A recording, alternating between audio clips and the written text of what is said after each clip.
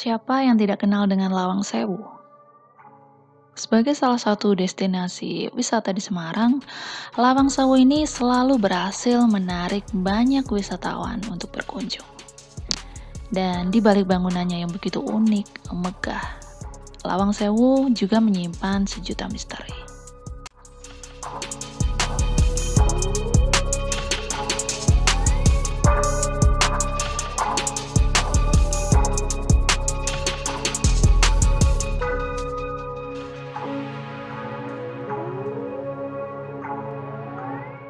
Lawang Sewu dibangun pada tahun 1904 sampai 1907.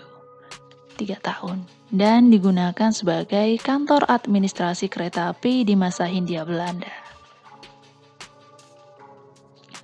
Sebelum membangun kantor kereta api di Semarang, Nederland Indische Spoorweg Maatschappij atau disebut NIS sudah membangun rel kereta api pertama di Indonesia, tepatnya di tahun 1864 silam. Dan seiring perjalanan waktu, kantor ini tidak mampu menampung jumlah pegawai dan membludak. Hingga akhirnya jadilah Lawang Sewu yang digunakan sebagai kantor NIS yang baru. Dan Lawang Sewu ini sering digunakan untuk kegiatan operasional administratif oleh pemerintah Belanda. Tapi di balik itu, Lawang Sewu juga pernah dijadikan sebagai ruang penjara bawah tanah di masa penjajahan Jepang. Konon katanya, ruang penjara ini termasuk penjara paling sadis dan paling kejam di masa penjajahan. Jadi nggak heran kalau penjara ini terlihat seram ketika kalian melintasinya. Dan pada tanggal 14 sampai 19 November 1945 terjadi peperangan antara Indonesia melawan Jepang, dan Lawang Sewu ini menjadi salah satu lokasi peperangan antar kedua negara. Namun akhirnya Angkatan Muda Kereta Api atau AMKA Indonesia berhasil merebut kembali gedung ini setelah sebelumnya dijadikan sebagai kantor jawatan transportasi oleh Jepang. Dan di halaman utama gedung Lawang Sewu terdapat sebuah sumur tua yang sudah lama tidak dibuka bagi publik. Alasannya yaitu penguncian sumur ini diduga karena adanya suara teriakan yang sering kali muncul saat malam hari tiba. Dan menurut kabar, bahkan sumur inilah yang dipakai oleh tentara Jepang untuk menyiksa tentara Belanda, sehingga kerap terdengar suara-suara teriakan meminta tolong dari bawah sumur tersebut. Dan sebelum memasuki ruang utama Lawang Sewu, kalian harus melewati pintu gerbang besar terlebih dahulu.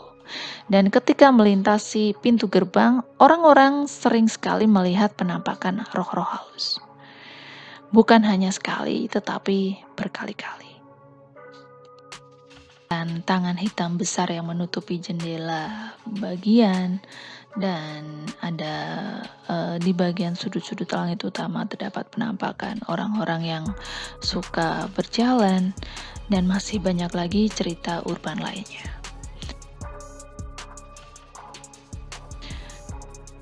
Dan bahkan di setiap sudut ruangan Lawang Sewu ini terdapat pintu-pintu berwarna kecoklatan.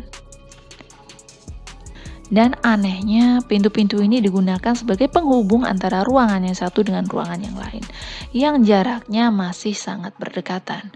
Dan pintu-pintu ini dikabarkan berjumlah 1000 pintu.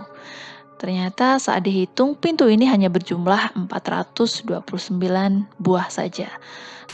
Bila dihitung dengan daun pintunya, jumlahnya masih 928 buah. Dan sisanya, entahlah.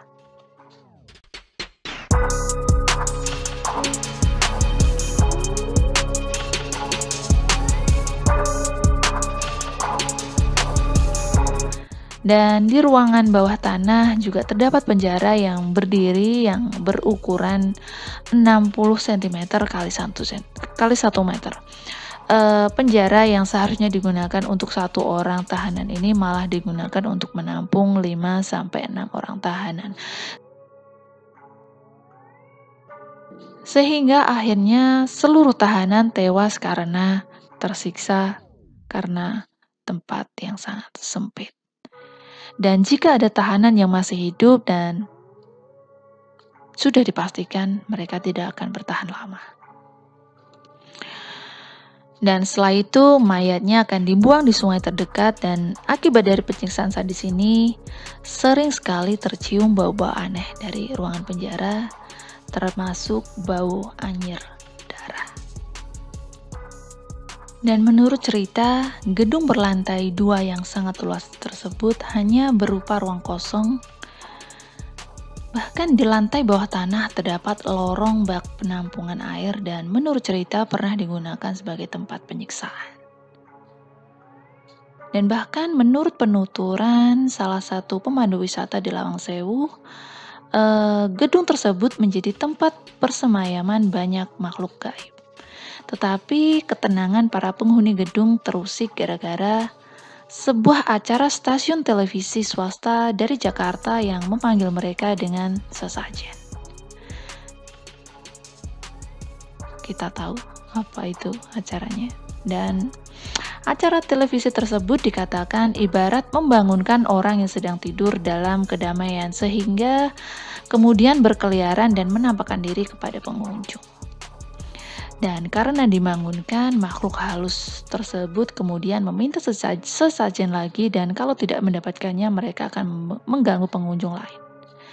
Dan kata pemandu wisata ini dengan mimik wajah yang serius dilansir antara Selasa 12 Juni 2018 lalu, pada sebuah kesempatan saat memandu, seorang wisatawan mengatakan bahwa dia melihat seorang noni Belanda dengan pakaian serba putih berdiri di pojok ruangan. Dan ada juga pengunjung wanita yang diyakini dimasuki oleh roh gaib dan tiba-tiba melakukan gerakan tari balet dan di salah satu lorong dia menari tanpa sadar dan padahal dalam kesehariannya wanita tersebut sama sekali tidak memiliki bakat untuk menari apalagi tari balet.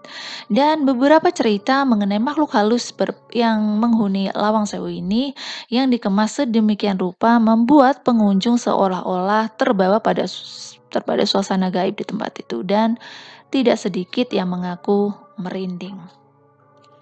Dan salah seorang pengunjung wanita yang berasal dari Jakarta sampai meminta tolong kepada rekannya agar ditemani ke toilet yang terletak di salah satu pojok bangunan saat itu karena sepi pengunjung.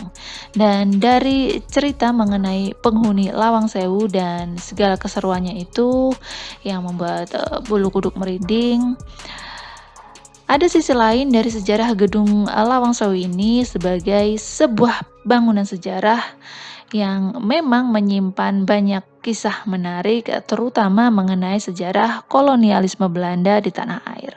Dan bangunan karya dari arsitek Profesor Jacob F. Kleinkamer, T.H. Delft, dan B.J. Windeck. Dua tokoh ini dibalik pembangunan gedung Lawang Sewu mengajarkan kepada semua pihak bahwa proses pembangunan dengan menggunakan bahan bermutu serta perencanaan yang sangat matang akan menghasilkan karya yang mampu bertahan bahkan ratusan tahun. Dan tidak hanya soal mutu bangunan tetapi juga atau estetika.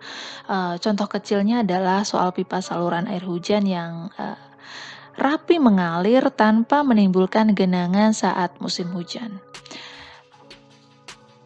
Dan tidak ada ditemui satu retakan di dinding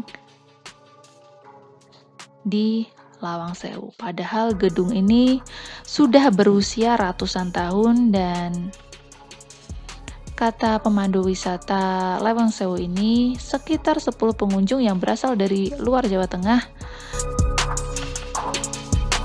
yang dengan membayar 70.000 sebagai jasa untuk satu kali pemanduan yang berlangsung sekitar 1 jam ini, pengunjung bisa mendapatkan penjelasan tentang Lawang Sewu dan dia tampak sudah hafal di luar kepala soal gedung bersejarah tersebut.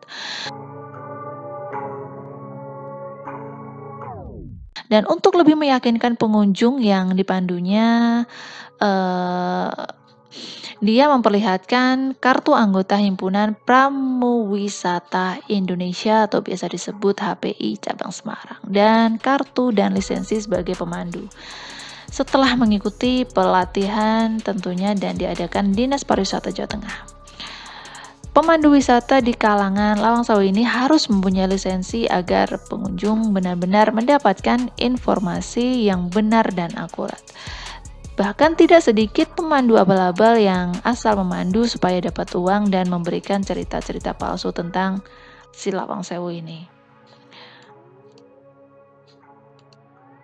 Jika ditelisik, gaya arsitektur Lawang Sewu ini merupakan perpaduan arsitektur tropis dan Eropa.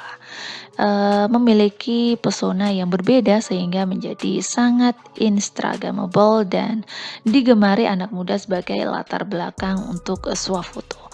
Dan Lawang Sewu yang berarti gedung dengan 1000 pintu ini adalah gedung yang berlokasi di Bundaran Tugu Muda, Kota Semarang, mulai dibangun pada 1904 dan selesai 3 tahun kemudian. Dan sebagaimana halnya nama Kepulauan Seribu di DKI Jakarta, jumlah pintu gedung tersebut sebenarnya tidak persis 1000 buah, tetapi lebih tepatnya 429 pintu seperti yang dijelaskan di awal.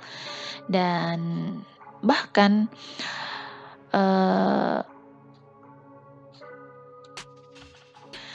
di luar atau